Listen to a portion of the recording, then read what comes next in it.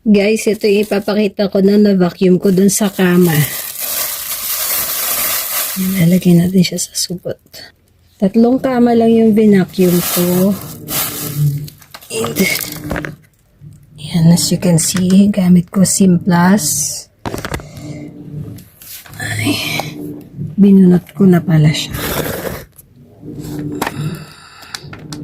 Be careful. Kasi, yan.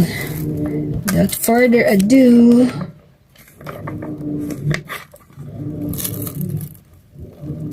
o diba? Gravity ang puro buhok ni Cupcake.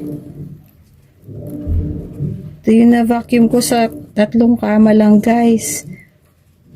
O diba? Kaya, galing ng vacuum na to, sulit. So, ayun lang.